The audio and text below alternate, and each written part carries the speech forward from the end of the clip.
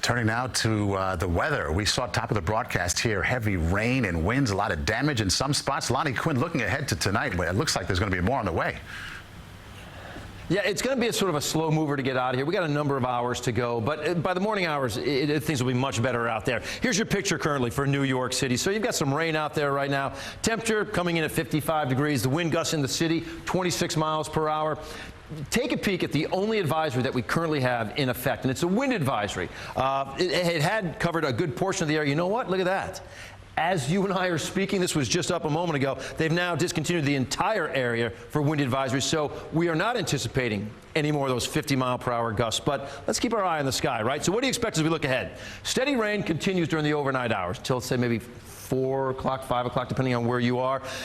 Overall, there's less action tomorrow. Less wind, less rain. There's still a rain chance tomorrow. The weekend right now looks good. It's been looking good for a couple of days now, so I'm looking forward to Saturday and Sunday. So should you, right? The radar picture, all right? It's not lit up with all the super bright colors. I know you're seeing some rotating arrows out there. That's mid-level, upper-level rotation. It doesn't really freak us out too much. We've had some damage from some, wind blowing some trees down, things like that.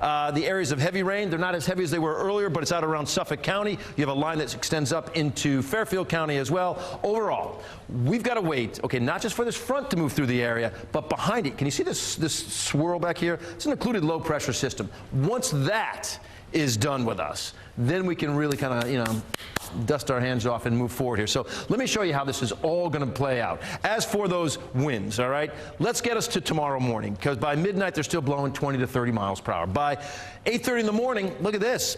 Single-digit winds, well inland, but you got a 26-mile-per-hour gust in Montauk. Because remember, everything's pushing further to the east. Now you get to 3 o'clock in the afternoon. What's going on here? Why would the winds pick up a little bit by 3 o'clock in the afternoon? Do you remember that low pressure system I showed you? Well, at this point in time, you can see it spinning up here, like around the Massachusetts-Connecticut border. But now it's bringing in that northwest wind, and that could also trigger a couple of showers, maybe say 2:30, 3 o'clock in the afternoon. Let's move forward, though, show you the rainfall total. So far, we've picked up over 3/4 of an inch in Andover. We picked up 0.67 for New York City, 0.53 for Montauk. On top of that, you're going to throw, over an inch on top of that for Riverhead, a 9/10 of an inch from Montauk. New York City picks up another 3/10.